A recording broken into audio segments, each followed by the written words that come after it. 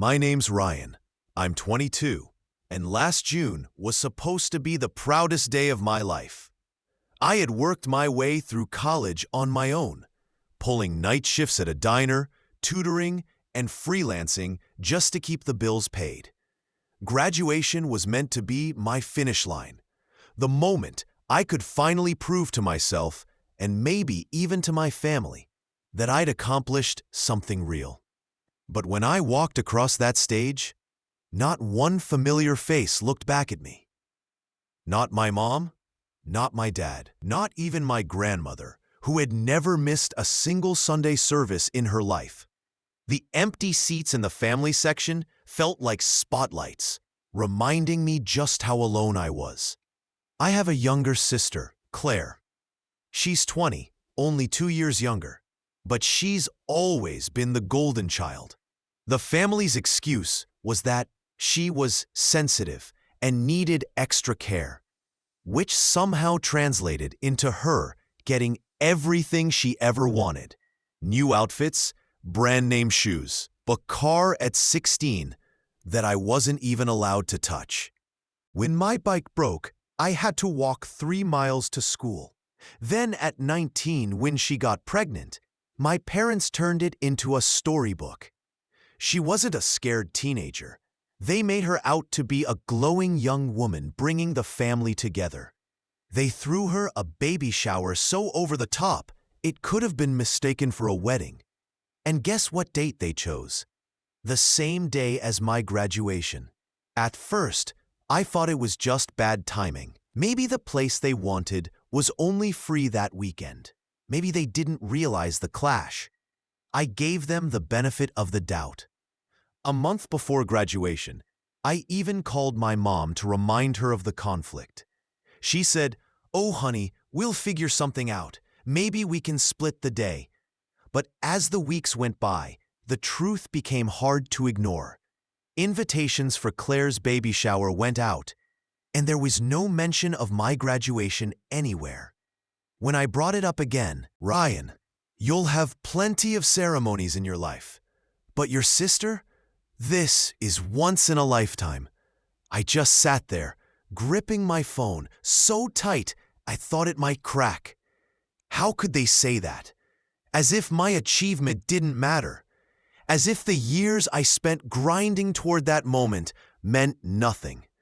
On graduation morning, I still held out hope. I kept checking my phone, waiting for a message saying they were on their way. Nothing. I scanned the parking lot as families arrived with balloons and bouquets. Still nothing. When my name was called, I knew they weren't coming. The applause for others sounded distant. I walked across the stage alone, forcing a smile as I accepted my diploma, the one that had cost me years of exhaustion. Then, just as I stepped down, my phone buzzed.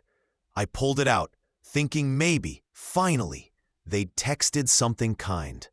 But no, it was a message from my dad. "You owe us an apology." My heart sank. I reread it, certain I'd misunderstood. But no. Then I saw 37 missed calls. 37. Like I had done something wrong. Like I was the one who needed to beg for forgiveness after being left behind. I couldn't even process it. Around me, families hugged their graduates, snapping pictures, cheering. I sat on the fountain's edge, staring at my screen in disbelief. Apology? For what? I thought. For existing outside my sister's shadow? For wanting a single day that was mine? I wanted to throw my phone into the water, but instead shoved it into my pocket and clenched my fists until my knuckles went white. That was the first real crack between me and my family. Until then, I had endured the favoritism, the excuses, the constant downplaying. But that text, that boldness, made it clear how distorted their priorities were. I didn't respond, not that day or the next. I walked home with my diploma in a plain folder. No balloons, no dinner waiting. just silence. But deep down, that message wasn't over. It was a line drawn in the sand. And if they wanted a war, I wasn't going to stay silent anymore. When I turned my phone back on later that night, notifications flooded in. Voicemails from my mom started sweet, as always, when she wanted to guilt-trip me. "Ryan, honey, this wasn't about you. We all had to be there for your sister. Family comes first." The next one had a sharper tone. "You've embarrassed us by ignoring your father's calls. Claire was crying because you didn't congratulate her. Do you really want to ruin her big day?" By the third, my dad's voice thundered. "Pick up the phone and stop acting like a child. You've upset your mother. You need to apologize for your attitude." That word again, apologize. It echoed in my mind, twisting something deep inside me. I sat on my bed, staring at the blank walls, the unopened diploma on my desk, thinking about how every accomplishment. When I got my first job at 16, they told me not to brag because Claire was struggling in school. When I got into college, they said I shouldn't mention it at dinner since Claire wasn't applying anywhere. And now, my graduation day was erased completely for her baby shower. 2 days later, I made the mistake of visiting home, thinking maybe if we spoke in person, they'd understand how much it hurt. But the moment I stepped inside, I saw pink balloons still taped to the walls, confetti on the carpet, baby gifts stacked high. Claire sat on the recliner like royalty, scrolling her phone while Mom folded tiny onesies. "Well, look who finally decided to show up," my dad said, arms crossed. No smile, no congratulations, just that cold look that said I was already wrong. Claire didn't even glance up when she joked, "Did you bring something for the baby? We're still accepting gifts." She smirked, but I could tell she meant it. I swallowed hard. I'd spent my last savings on a suit for graduation. I had nothing left for another round of gifts. "I came to talk," I said, trying to stay calm. But my mom cut in before I could continue. "Ryan, your attitude is unacceptable. We had to make a choice, and we chose to support your sister. She needed us more. You should understand that." I waited for her to laugh, to say it was a misunderstanding. But she didn't. To her, that logic made sense. Claire needed them, so my achievement didn't matter. "I needed you too," I whispered, mostly to myself. Dad's eyes narrowed. "Don't start with that selfish talk. You think walking across a stage compares to bringing new life into the world? You should be grateful we're even acknowledging you now." Celebrate me? I thought, looking around at a room still decorated for Claire's shower. Not a single trace of my accomplishment. No card, no balloon, not even a congrats. Just pastel ribbons and baby rattles. That's when I realized they didn't see me. I wasn't part of their story unless I was standing in Claire's shadow. When I didn't reply, Claire finally looked up and said, "Don't sulk. You'll get over it. Besides, you'll probably have another graduation for your master's, right? This one was just practice." Her tone knocked the air out of me. She truly believed that the years I'd struggled through meant nothing more than a rehearsal. I left without another word. As I walked out, my dad shouted, "You're not welcome back until you learn some respect." The door slammed behind me. That was it. That week, I saw Claire's baby shower photos all over social media. Her glowing smile, piles of gifts, and endless comments. "So proud of you. You'll be an amazing mom." Not one word about my graduation. It was as if I'd been erased completely. I thought maybe an aunt or cousin would reach out, but when I saw them at a family barbecue weeks later, I learned how deep the ignorance went. You know, Ryan, my uncle said with a chuckle, you really shouldn't have skipped your sister's big day. That was selfish. My aunt added, yes, we were all there. It was beautiful. Your absence really cast a shadow. My absence. They made it sound like I was the one who chose to ignore her. No one cared that it was the other way around. That night, lying awake, something hardened in me. For years, I believed that if I worked hard enough, if I achieved enough, they'd finally see me. But now I knew nothing I did would ever compete with Claire's pedestal. It hurt, but it also brought clarity. Still, I wasn't ready to confront it yet. I wanted to see how far it would go. Months passed. I stayed distant. Calls unanswered, texts ignored, invitations declined. I told myself I was done chasing approval, done bending just to be included. But guilt is powerful. Family has a way of pulling you back. By the end of summer, I began to think maybe things had calmed down. My grandmother, the only one who'd ever supported me, had been asking when I'd visit. She still believed the best of everyone, and a small part of me wanted to believe too. So one Saturday, I drove over to the house. The front door was open, laughter spilling out. I stepped inside and froze. The living room was full of people. Balloons again, this time in pale green. A banner stretched across the wall. Welcome baby shower round 2. Claire hadn't even given birth yet. Apparently, one extravagant celebration wasn't enough. And as I stood there in the doorway, I realized this wasn't just favoritism anymore. This was the family's way of showing me exactly where I stood. I noticed something right away. Every relative was there. Aunts, uncles, cousins, people who hadn't thought twice about skipping my graduation were now crowded onto couches, balancing paper plates and fussing over Claire's belly like she was a star. I forced a small smile when my grandmother spotted me and hurried over. "Oh, Ryan, you came! I'm so glad." She hugged me tightly, and for a moment, I felt a flicker of belonging. But that faded the instant my dad saw me. His face hardened. "You weren't invited," he said flatly. His voice wasn't loud, but it sliced through the noise like a blade. The room quieted. "This is for family," he added, as if I didn't qualify. Something inside me tensed, but before I could respond, Claire called out from her spot, surrounded by pillows and gift bags.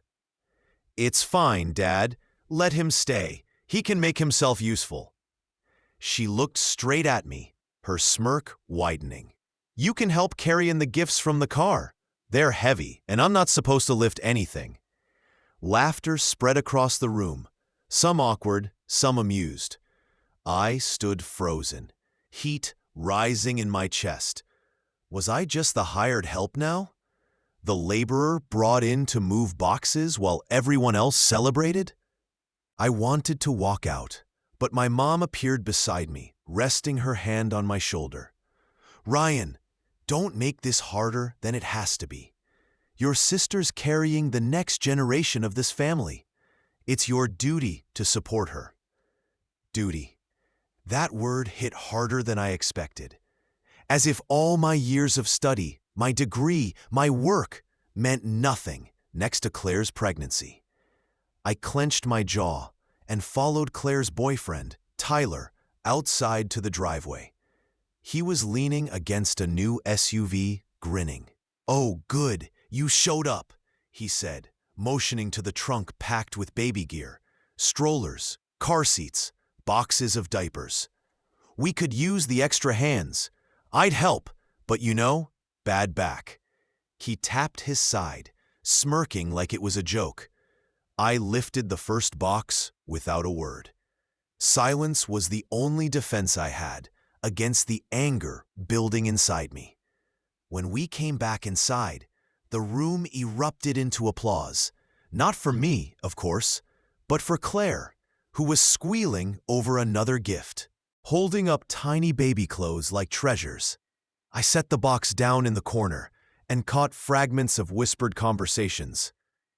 Ryan should really be more supportive. I heard he skipped the first shower out of spite. Poor Claire, having to deal with such a jealous brother. Each whisper built another wall around me. Not only had they ignored me on my graduation day, but now they'd rewritten the story, and I was the villain. The breaking point came during dessert. Everyone gathered as my dad tapped his glass with a spoon, calling for silence. "Before we cut the cake," he began, "I want to say a few words. Claire, we are so proud of you. You've brought this family together in a way nothing else ever has. You've given us purpose, something to celebrate. You're the reason we're all here today." Applause thundered through the room. Then he looked at me. "And Ryan," he said, pausing just long enough, "maybe one day you'll understand what it means to put family before yourself. Until then, we'll keep praying for you." It felt like the floor disappeared beneath me. My own father, in front of everyone, had reduced me to a selfish disappointment. Gasps and murmurs filled the room. I felt every pair of eyes on me, waiting for a reaction. My grandmother squeezed my hand, but even that couldn't soften the sting. I didn't yell. I didn't argue. I just stood there, my achievements erased, my degree ignored, while my family cheered for the sister who'd never worked for anything. And in that moment, something inside me changed. The quiet resignation I'd carried for years hardened into something sharper. This wasn't favoritism anymore. It was betrayal. I left that second baby shower without a word. No slammed doors, no argument. Just silent steps out of the house and into the cool evening air. The sound of laughter and applause followed me down the driveway, fading as I closed my car door. Still, it echoed in my mind. As I gripped the steering wheel, I realized I hadn't eaten a single bite of cake, yet I felt sick to my stomach. My phone buzzed on the passenger seat, messages already piling up. I didn't need to check to know they were from my parents, probably scolding me for leaving early or embarrassing Claire. I turned the phone off and drove home in silence. That night, I sat in my dark apartment, staring at the diploma case on my desk. I hadn't framed it. I hadn't even hung it up. What was the point? Every time I looked at it, I heard my dad's voice. Claire brought this family purpose. My achievement didn't matter, not to them. Days turned into weeks, and I found myself pulling away from everything. I stopped reading family group chats, muted notifications, and spent evenings walking through the city to escape the silence of my apartment. At work, I wore a polite smile, but inside, I was running on empty. Friends would ask, "How was graduation?" "Did your family come?" I'd change the subject quickly, afraid my voice would crack. The loneliness settled deep. For years, I believed that if I worked hard enough, my family would finally see me. But now I understood. There was no finish line where I'd earned their approval. They'd already written their story, and I didn't belong in it. That realization left me hollow. Even small things, like grocery shopping, felt heavy. Watching parents lift kids into carts, laughing together, I couldn't stop thinking, why couldn't my parents give me even half of that? My grandmother called often, her voice gentle, always trying to bridge the gap. "Ryan, your parents don't mean to hurt you," she'd say, though doubt slipped into her tone. "They're just focused on Claire right now." She wanted to believe the best, but even she couldn't hide the hesitation. I loved her too much to burden her with everything. So I'd just tell her I was busy, that I needed time. Then I'd sit in the quiet again, torn between missing her warmth and resenting the family she defended. One night, I got a voicemail from my dad that cut deeper than the rest. His voice was calm, almost practiced. "Ryan, your behavior has been unacceptable. Until you apologize to your sister and the family, we can't welcome you back. You're isolating yourself, and that's on you. We'll pray you come to your senses." There it was again. Apologize, as if I were the one who'd done something wrong. I sat on my bed, gripping my phone, hands shaking. That word felt like a leash, one they expected me to tighten around my own neck.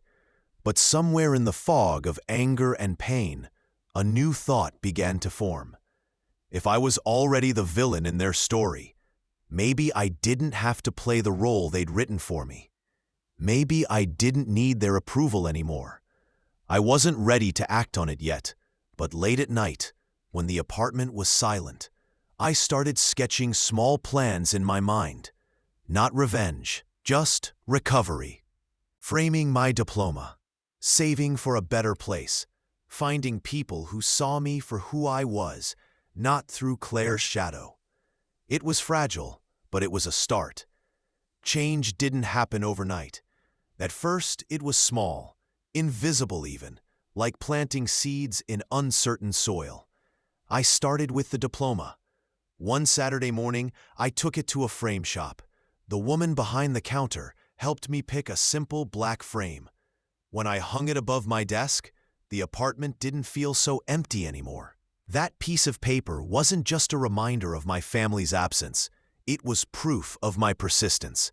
Every late night, every essay, every sacrifice was right there, staring back at me. It was mine. Work became the next turning point. I'd been at my entry-level job only a few months, mostly doing grunt work and keeping my head down. But once I stopped chasing my family's approval, I found myself leaning into the work itself. I volunteered for projects no one wanted. Stayed late, not out of obligation, but curiosity. My boss noticed. One afternoon, she pulled me aside. "Ryan, I see how hard you're working. How would you feel about leading the next project proposal?" My heart raced. It wasn't glamorous, spreadsheets, research, but it was a chance to prove myself on my own terms. While my family was busy with baby showers and photo shoots, I was staying late, watching presentation tutorials, refining my pitch until I knew it by heart. When the day came, I stood before a panel of executives, palms sweaty but voice steady. I delivered every detail confidently. When I finished, the room was silent for a beat before the head of the department said, "That's the most thorough proposal we've seen from a junior associate in years." My boss smiled, and for the first time in a long while, I felt seen. Truly seen. The recognition came with a modest raise, enough to quiet the financial anxiety I'd lived with for years. With it, I moved into a brighter apartment, just a one-bedroom, but with more light and space. I painted the walls, filled shelves with books I loved, and bought a decent coffee maker. Slowly, the space became a reflection of who I was, not what I lacked. The biggest change, though, was social. I'd always been reserved, cautious about letting people in. But as confidence grew, I found myself opening up. I joined coworkers for after-work drinks, trivia nights. Even formed close friendships. One coworker, Alex, became a real friend, the first person I told everything to. The skipped graduation, the baby shower, the voicemail. I expected disbelief, but instead, he shook his head. "Man, that's rough. No wonder you've been carrying that. But listen, your worth isn't tied to them. You're building something real. They can't take that away." Those words stayed with me. I'd spent years begging for validation. But here was someone reminding me I didn't need permission to exist. And slowly, the power I'd once chased began forming within me. Every now and then, I'd see family posts online, pictures of Claire's baby showers, her nursery, her miracle of motherhood captions. But behind the perfect image, cracks started to show. Tyler seemed less and less present, and I heard rumors of money issues and arguments. Meanwhile, my life moved steadily upward. I wasn't rich or famous, but I had peace. And I'd earned it. The real shift came one evening when my boss called me in again. "Ryan," she said, "I want you to consider applying for the management training program. It's competitive, but I think you'd be a strong candidate." For a moment, I couldn't breathe. A year ago, I was the invisible son, the one who'd left his own graduation alone. Now, someone saw potential in me. That night, I sat at my desk beneath the framed diploma, coffee in hand, staring at the application form. For the first time, I wasn't thinking about my parents' approval or whether Claire would outshine me. I was thinking about what I wanted and how far I'd come. The validation I'd once begged for was now coming from within. Still, the past hadn't disappeared. Their words lingered, and I knew that one day the same family that had cast me aside might reach out again. And when they did, they'd meet someone entirely different from the son they once dismissed. They had dismissed me before, but now the tides began to shift. For the first time in my life, I wasn't chasing crumbs of approval. People were coming to me. My name started circulating among the higher circles at work, not only for the management program, but also for my ability to bring order to chaos. I became the go-to person when projects were on the verge of collapse, the steady hand everyone relied on when deadlines loomed. That reputation carried weight, and with it came influence. When I was officially accepted into the management training program, it felt like stepping into a completely new world. Leadership seminars, executive mentorships, strategy sessions. Doors that had always been locked suddenly opened wide. One of the executives, a sharp yet fair woman named Marianne, took a special interest in me. After a presentation, she pulled me aside and said, "Ryan, you've got something people can't fake: resilience. Don't waste it. Learn to use it." Her words stuck with me. They became my compass. I immersed myself in learning, not just how to manage people, but how to navigate workplace politics, read the room, and play the long game. Over time, I realized these skills applied beyond work too. My family hadn't disappeared. They were still there, presenting their perfect version of life online.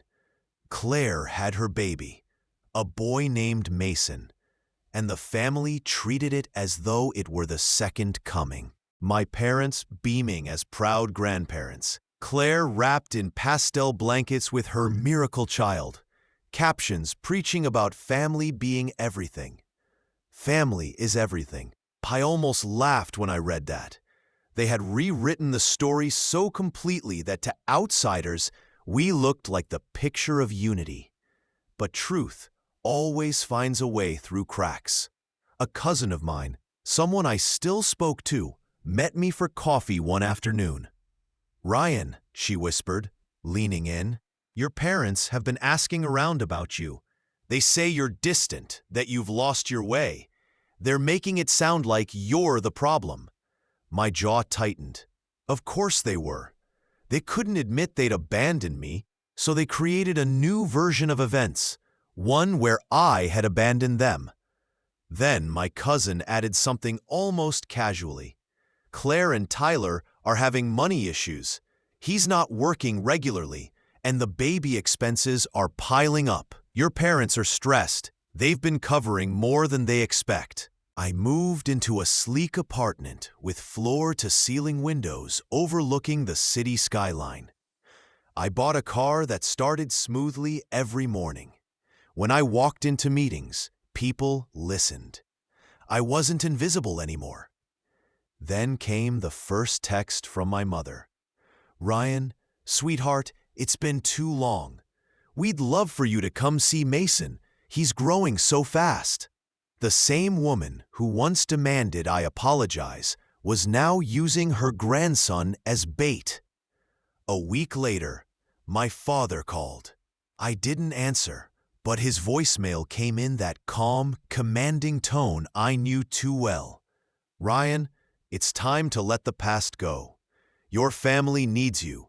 Mason needs his uncle." Those words echoed.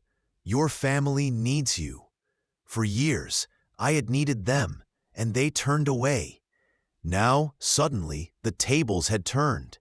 It stung, but it also ignited something inside me. Because for the first time, I wasn't the one begging. They needed me.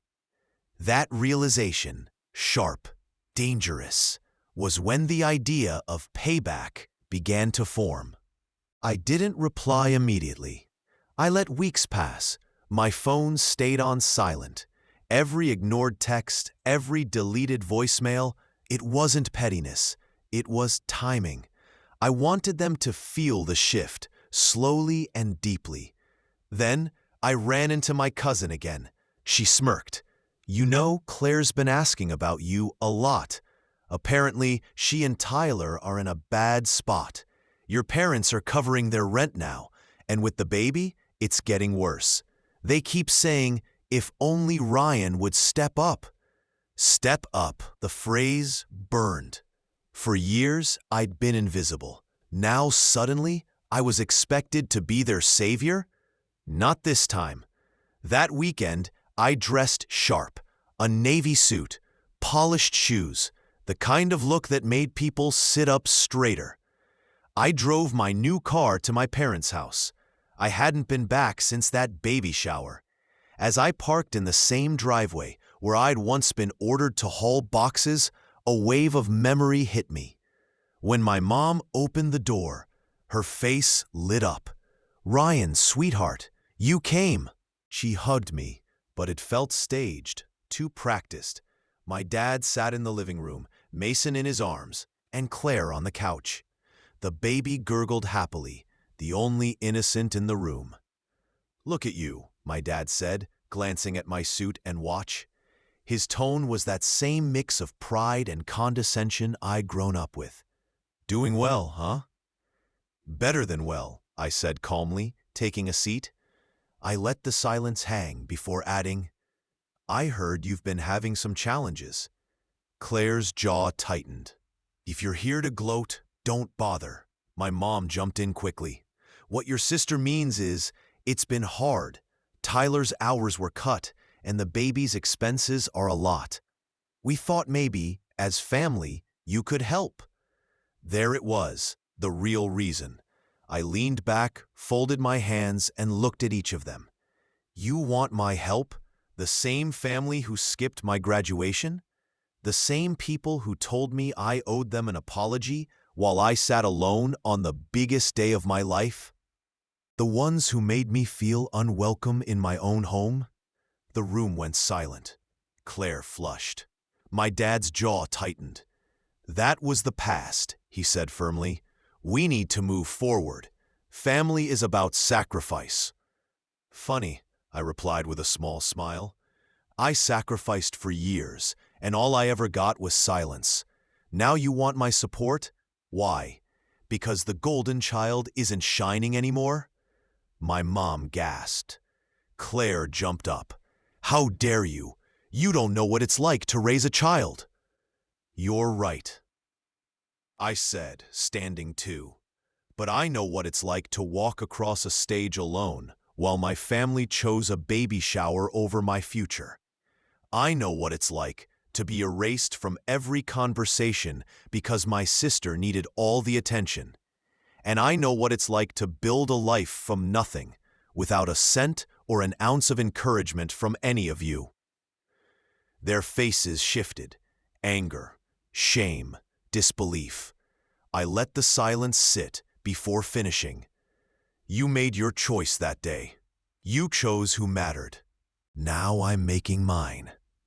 I placed a business card on the coffee table.